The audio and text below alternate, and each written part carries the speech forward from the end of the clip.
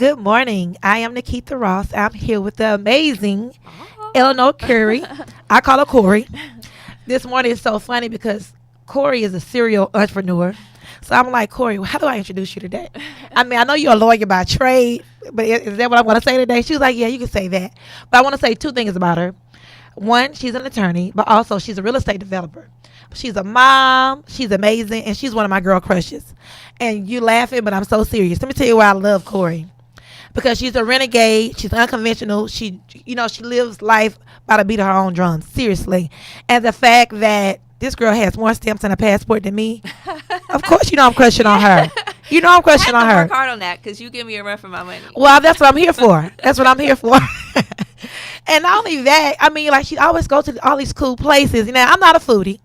As much as I love to go out to eat, I'm a meat and potatoes kind of girl. I just really love the scenery and the cocktails. Yeah. But, man, you live in a fab life. I'm trying. After going through law school and working 8 hours and going to school for 5 hours and studying for 3 hours, I was like, oh, you know what? No, that can't be what it's about. It can't be. Well, if that's what you said, you're mastering it. I asked her the other day, I said, Corey, where are you going next? She was like, Venice. I'm taking my daughter to Venice Yes. She's spoiled. next week. Next week, we're leaving on Thursday out. How old is she? She's 16. 16 years old. I Got can't- stamps in the passport as well. Yeah. Has this cute little boy named Bronze. Oh, a mess. He's a heartthrob. He's a heartthrob. I wish I had pictures of the kids. He really thinks he's Black Panther right now. This is I Black saw y'all the Panther other day. Oh, Lord. So we're going to talk today about the fourth quarter. And, I mean, she's the perfect person to talk about it because it's all about preparation and gearing up. And a lot of times people want to wait till the first quarter to get ready for January. And you're late. Yeah. You're late. You're behind on the race. So what are you doing to get ready for, in Q4, to get ready for Q1? I love and hate time milestones because we think about, okay, you're looking at the fourth quarter or you're looking at the end of the year and you're like, man, I need to get my life together. I have all this stuff that I wanted to do, I didn't do. But really, every day you starting in your first quarter, you're ending in your fourth quarter. Mm-hmm. So it's a process that if you hone it right, you're doing it every day. You're checking yourself. What are my goals? Where am I off? Where should I start? And the goal is just to start. Every day start. Whatever you're working towards, take that first step. So I think in the fourth quarter, when I was looking at, man, I can't believe this year is almost over. Don't say that with regret. Say that like, man, I still have time. I still have time to get it together and kick down the door to 2019. It doesn't have to be like a slow start. Like, no, bust it out the water. Bust it out the water. And it's funny that you say, why are we waiting for October 1st to call it Q4? Every day is a new day to do something new. And you're right. Sometimes those timelines add stress to our life. But every Sunday is like a milestone in my house. Because every Monday morning I say to Jade, I got to get my life together. She say, you say that every week, Mom. I say, because I got to get my life together every week. Yeah. Every week for me, it's like on Sunday, I'm looking at my course of my week. What do I have to do? Where do I have to go? And what do I need to accomplish this week? Yes. So weekly, I'm trying to like knock it down, knock the ball out the park. But literally, every week I'm saying, I got to get my life together. Yeah. That's a good thing, though. I think when you lose the urgency, like time frames give you urgency. When you have a deadline due, probably a day before, you're like, woo, I need to get that together. But if you could incorporate that urgency in the beginning and pace yourself, imagine how your life would change. So if you could just add that urgency, for you it's every week. For some people it might be every day. But if we could just take it out of a quarter, out of that time frame, one needs a plan for next quarter. No, plan for today. Kick today's ass, and then you make that your habit.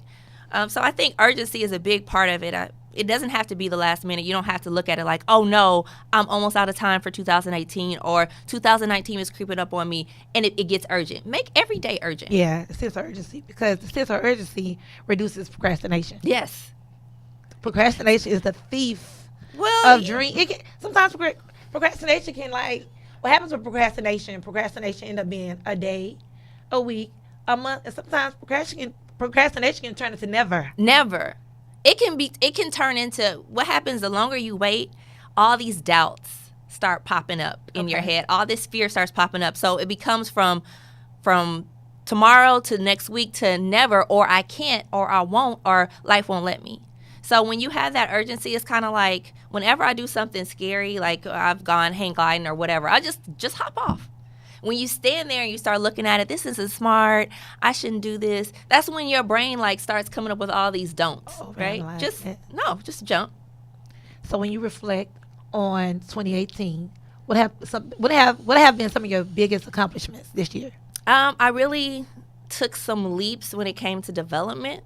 And when I started 2018, I was like, oh, I'm doing good. I have some rental properties. But then I was like, no, if I really want to incorporate this, make this what I think can be a part of like my income strategy, I have to do more.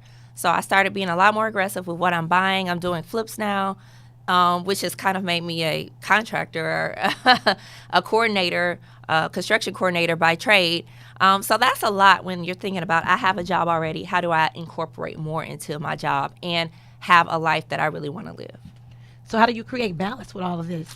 I think it becomes like priority. Whatever relaxes you. For me, travel relaxes me. So I'm willing to sacrifice some other things. Like I'll skip a pair of shoes to take a trip. Me too. Right. So you can't have it all. I don't believe that, or at least I haven't experienced that. You have to trade off some things. So you really have to be purposeful with picking what's important to you. And that's how you get the balance that you want. Because some people could tell you, okay, I say, you should take a trip. It'll help you. If you take a trip and the whole time you're stressing about what's going on at home, don't take that trip. Right, because you stressed Save out. your money. Yeah. Don't go nowhere. But that's me. I can, when I hit the ground, I'm like, oh, I'm here. Colada. I always say that's my drink. That starts off my vacation. That lets my body know. Take in this creamy drink and then we're on vacation. Right. Chill out. So when you think about this year, what about challenges that grew you though? Yes. Challenges that had really developed you, made you even more. I think I always challenge with kind of sharing or being transparent, because sometimes when you look at yourself, you're like, how do I do it? What is this? How am I keeping all these balls in the air that I'm juggling? And it can be a scary thing to look at, because then you have to face the fact that failure is a possibility, right? And so I just ignore it, that option. And that's how I power through. But when you share with people and they start asking you questions that feel intrusive, you're like, girl, I don't know. What? I'm making it just like everybody else. I'm figuring it out along the way. Right. And so when you have to face the reality, like the world may think you're perfectly polished or you have it all together. And the reality is I'm just doing what I've always done, which is just pick up and run.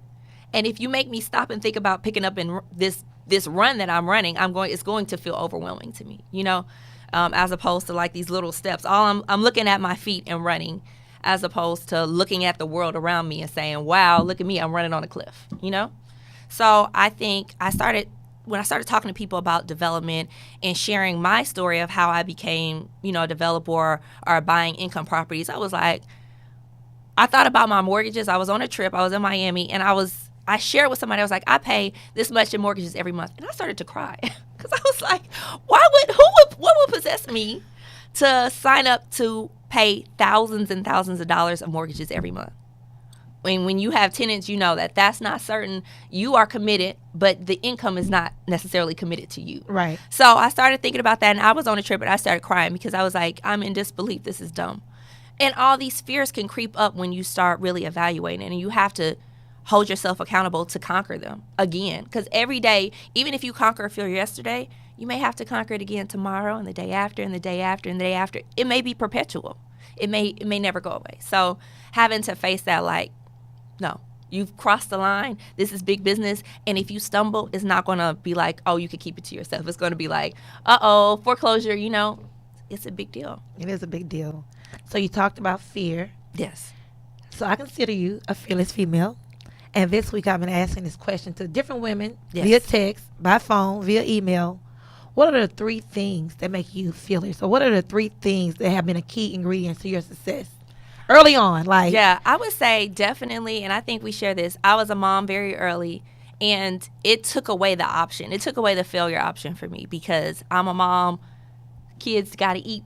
Kids need to go to school. Kids need Pampers. What are you going to do? And the question is, whatever I have to do. Mm-hmm. So that's always been my answer. I'm going to do whatever I have to do so that my kids have what they need. Now they have more of what they want, but when it started, they just had what they need. And I probably didn't have what I needed, but as long as they did, that was fine. So I guess part of it is just you make anything else not an option. kind of force that thought for you. The second thing about conquering fears comes with like really being at peace with yourself. Peace is important to me. I prioritize that over anything. If somebody brings drama, I'm like, oh, peace, be still. I got to go. This is not for me, because I have to have time to like reflect on whatever the challenges that I face are. So that's the second thing. And then, you know, I think if anybody says God is not one of those things, then they are a lie. I mean, I can just sit back, and sometimes my daughter laughs at me all the time. I'll get a parking space. I'm like, oh my gosh, God, look at you looking out for me. Look at this good old parking space you gave me. Why you bless me like this all the time? You over here blessing me. Thank you. So you just have to really appreciate what God is doing in your life every day. Even if it feels like nothing. Even if it feels like what? The small feat. Yeah. Yeah, the small thing. And, you know, it's funny because I know that I'm a spiritual person. Yeah. You know, I may not like post a million scriptures. I might not lay hands on you, but I'm a very spiritual person when it comes to my life and being grounded. But it's amazing to me that literally, if I've asked this question 30 times, 29, like God has been in there somewhere. Yeah. God, faith, prayer. Yeah. So it's like, even though Christianity is a thing that's not as popular as it probably was 20 or 30 years ago, it's still a big deal. It's still a big, big deal. Yeah. You know, so, I mean, that's just good to know. It's a solid foundation. I think Christianity and God and prayer and faith is that solid foundation you need. So when things get shaky, that's the thing that you know is going to always be stable. And then, you know, sometimes you just have to praise through the bad times. You just have to really like find the joy in what feels like your hell, because that's part of the appreciation, is part of the process. And when you get through it, you're like, look at this. Look how nice this is. Who knew that on the other end of this, it was something good? And the point is, you don't know. But if you spend your whole life wallowing in what you feel like is pity, you won't ever see the other side, because when you're there, you won't recognize it.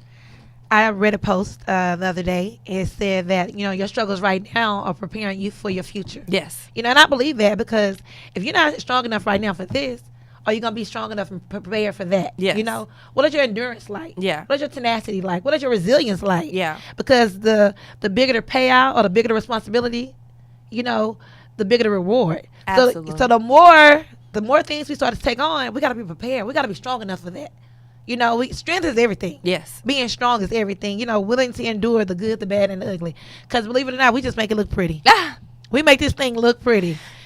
And I choose, for me personally, it's something negative in my life every single day. Yes. But I choose to highlight the positive. Yeah. I choose to press forward and say, you know what? Okay, we can get through this. Yeah. A lot of times, sometimes people like to wallow in the pity, wallow in the negativity, and that kind of slows you down. Yeah. I don't even really like to speak about it, because then you start telling the story and the people want to follow up. Well, what happened yesterday, girl? I want to, you know, and I dig it. You're checking on me, but I'm over it. I don't have time to worry about yesterday today. It's over. So you're so much like me. Like, that's how I felt yesterday. Man, I'm on to some new stuff today. Like, I got a whole I got new energy today. Like, I don't even want to talk about that, you know. Somebody texted me last week because I had a little drama in my life. And I said, please, nicely, don't ask me about that again. I'll let you know when that has been resolved. Like, I don't want to talk about that every day, because it's like, how y'all doing? We're good. Like, you know what I mean? So I get it. I get it. Like, I'm over that. Because me, I'm like mad for 30 seconds. Yeah. Like, I can't hold a grudge. It's too much work for me. It's so hard. It's too much work for me. I'm too busy living my best life. Be over here working, holding a grudge. And my memory's not good. So I'm like, why was I mad? Okay, I don't remember. And I'm so polite, too. I'm like, hey, girl. Oh, I'm mad at her. I'm mad at her. That too. I'm reaching out to hug, and I'm mad at her. So tell me, do you read? Are you big in reading? Yes, I am. Well, for a while, I tried to read a book every month, a new book every month, which I did successfully for a while. But, you know, you're not really, I was just powering through the book. And so now I'm going back. Digesting it. No, I wasn't. I was just like, next page, next page. So now I'm really trying to go back and read some of my favorites. And they've done a great job of really, like, catapulting the end of my year. So what are your favorites? I'm reading Think and Grow Rich, which is one of my favorites. It really helps you kind of understand that anything is possible. It all begins in your mind and what your faith is and what you believe. But when you conquer that, you can do anything. The things you think other people are just for other people, they're for you. But it's your mind that's preventing you from getting that. So I'm reading that now. But one of my all-time favorite books is called Go Giver. And it's about just the power of when you think you're putting yourself second, but building relationships that impact other people and what it does for you. I think you're a great example of it. I think if you read the book, you'd be like, this is me. I live this Okay, life. I'm going to get that. I'm going to go give her. Go give her. I definitely think that God blesses us to bless others. Mm-hmm. So, every time he blesses me, I want to bless someone else because trust me, in the process, somebody has blessed me. Yes, Like, absolutely. I just wake up like this every day. Somebody blessed me along the way, so I believe in paying it forward. Yeah. And when I think about fearlessness, I think about being contagious. Yeah. Yeah, absolutely. It's like, you spread the love, you spread the wealth, you spread the blessings. Yeah. It's infectious, You can definitely spread courage. And I think that's what part of being fearless, it's almost like a myth. People think you're fearless. No, I conquer the fear. Yeah. I'm fearless because I take less of it. I'm just not taking that. And so you can definitely, I think, I can look at your life. I look at your post sometimes, I'm like, she is doing it. Because anytime you think Nikita has enough on her plate, then you're like, she's doing something else. Oh Lord, I gotta get my life together. Hold on. Let me finish writing that business plan because here she is doing something But else. shout out seriously to my amazing team, because they make me look good. Like, they really do. Like, I'm sending emails saying, I'm like, can you do this? Can you do this? Can you do this? And then send it back to me so I can send it like I sent it. You know what I mean? They make me look good. So shout out to my amazing team. And you know who you are. Jamaica Parak, Christy Staples. Y'all make me look amazing. But no, and so it's like, for me, if they're willing to help me and make me look good, why would I do the same for somebody else? Yeah. Because I can do half this stuff. And like, for real, shout out to this man named Jeremy Ross, who really, really, really make me look good. I love you, babe.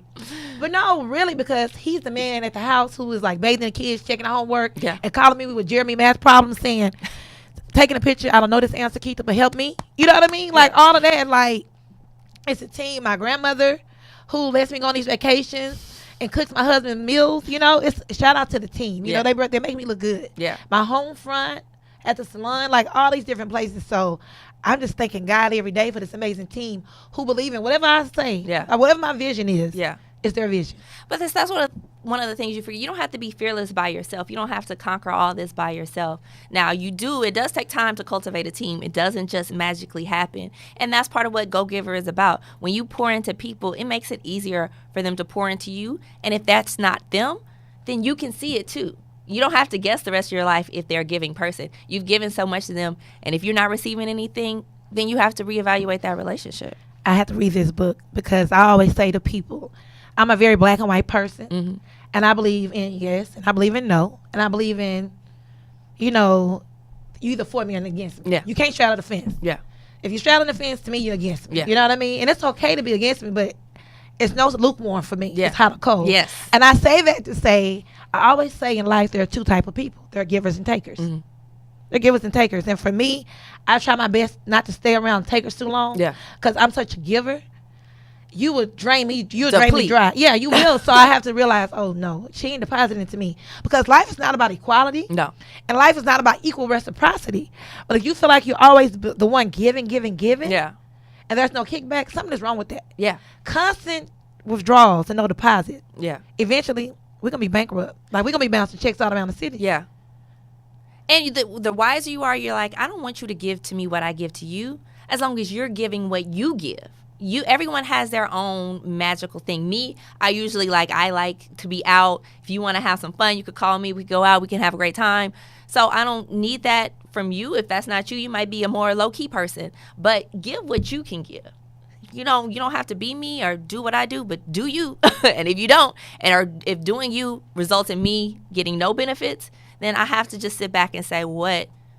I can't just pour. And you're right, because, going back to what you were saying about you being a party person. So you may need that person to send you a card. Hey, thinking of you. Yes. It's so simple, but when I tell you, you check the mail and you have a card and not a bill, happy. And especially because you receive a card on a Wednesday. Yeah. Or when you receive flowers just because, not because it's Valentine's Day. It's something about it when people do things for you, and not monetary things, but just kind gestures. Yes. It's like, oh, you thought of me. Yeah. So I don't know. I'm about spreading positivity. Yeah. Making people feel good. All my life I had the opportunity of making people look good for the last 25 years, but I want people to feel good. Yeah. Because looking on the outside is just temporary, but feeling good on the inside, it can be temporary as well, but it can be longer lasting. Yeah. So a new book that I'm about to dive into is called The 13 Things that mentally strong people don't do. Don't do. Okay. I don't know why I read it as do. Don't. Don't do. Pretty cool. Like, it was a gift, and it says they don't waste time feeling sorry for yourself. Mm. They don't give away their power. Yeah. They don't shy away from change. Oh, I mean, if you're not a change monger, you're gonna face some challenges you feel like you can't overcome. One of my strengths is flexibility. Yeah. I know we all have things that we love, ways that we want things to be done, but like, if things change, my panties are not in a wad. Yeah. It's some people, you change, it's like, they stuck. Yeah. They're stuck. Have you ever taken this test called the Strength Finder? No, I haven't. I feel like I've taken all of those tests too. A, P, B. Oh, that's a good one. You have to take that one. Gallup, GALLUP Strength Finder. It's really good. Okay. Series of questions, probably like 150 quick questions. And it's like rapid. Yes. They want your answers quick because they don't want you to think about it. They want it to be true to yourself. But I encourage you, everybody, to take the Gallup Strength Finder because a lot of times we don't know what our strengths are. Yeah. We think they are this, but they are really that. And it was very informative. It was awakening for me. Some of the things I knew, two of the things, but some of the other things I was like, oh, okay, I'll take that too. Yeah. Basket. One of them was maximizer. Yeah. And it just says that, like, I maximize anything. Like, I'll take anything to the next level. I'm like, oh, I never would have wrote that down on a sheet of paper, but I'm running for it now. I'm writing it down. Well, sometimes you have to have some perspective to really see yourself. Other than internally, you know who you are, or you think you know who you are, and you bless other people in so many different ways. And you're like, oh, did I do that? They'd be like, you're so nice. You'd be like, oh, I wouldn't say I was not. Jada wouldn't. I can show you this characterized. text. She said, you can be evil. I said, me? She sent me the Webster Dictionary version of what is. I was like, okay. On days, on occasion. That's true, too. If you're taking me there. But no, yeah, I think, and I think another thing about being, for me, I know that I can be a proud person, proud of some accomplishments, but humility is just a great thing. Yeah. I think sometimes we water down our gifts or water down our accomplishments because we don't want to, like, get too proud. Yes. And get too big and be like, wait a minute, God, be like, that was all me. Yeah. That wasn't you, that was all me.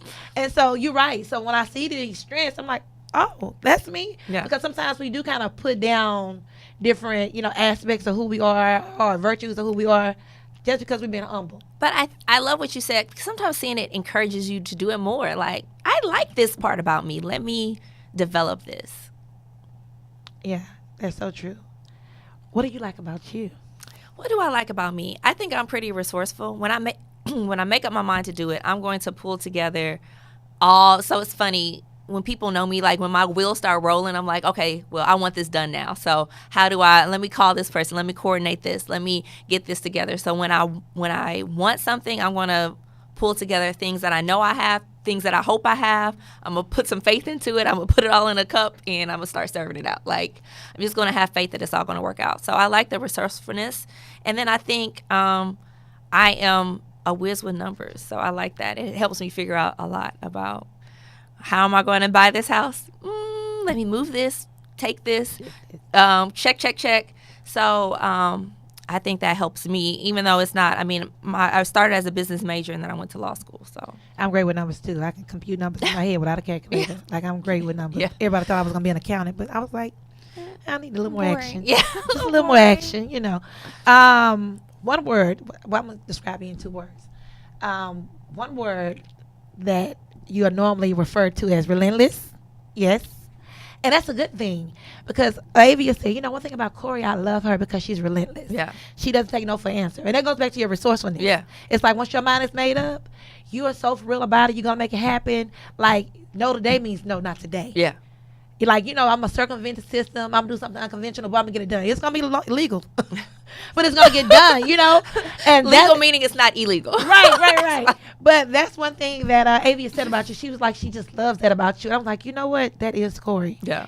Because some people, it's easy for them to give up. Yeah. Like, 2 no's, okay, that ain't going to work. Where you like, let me figure this thing out. It makes you be very resourceful and think about so many different ways to make it happen. Another thing I love about you is you are really genuine. Yeah. Authentic. And I appreciate people who are very genuine and real. And I know, that everybody thinks they're real, but everybody's not real. No. And I believe you're the person that you are on social media, the person that you are sitting right here, the person that you are when I see you just always the same. Yeah. You know, I love genuineness. Me too. I just was telling somebody, if I had to describe my friend group, that's what attracts me. They are all different. No one's the same. It's not like everybody's an attorney or everybody's this. They're all different, but they are themselves. And something about someone who puts on a face. Now, mind you, sometimes I'm in attorney mode.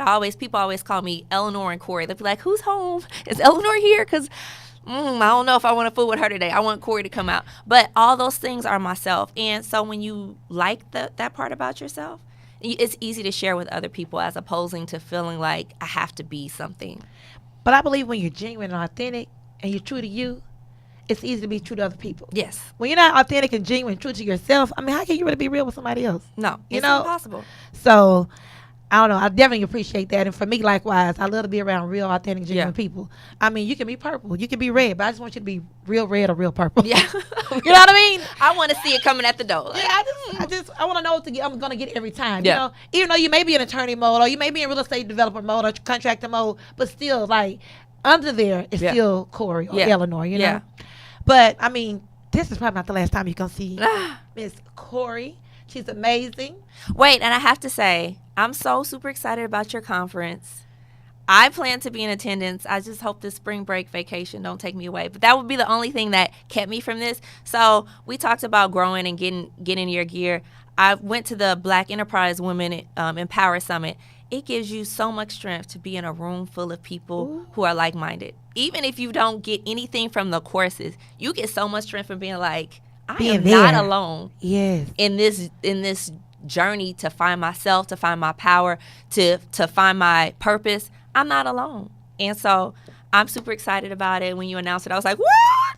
I'm excited about it too. I mean, it's something that I've been wanting to do for years. Yeah. For years. And just, I don't know, it just came out of nowhere. I didn't know where it was going to fit on the timeline because, to be honest, in my life kind of happens haphazardly. As much as I plan, things just kind of fall in place. Yeah. That's how it does because really, it's planned for next year, but I probably wouldn't do it for like 2020, 2021. Yeah. So things don't happen a little faster than I anticipate, but it's going to be amazing. It's going to be a powerhouse women.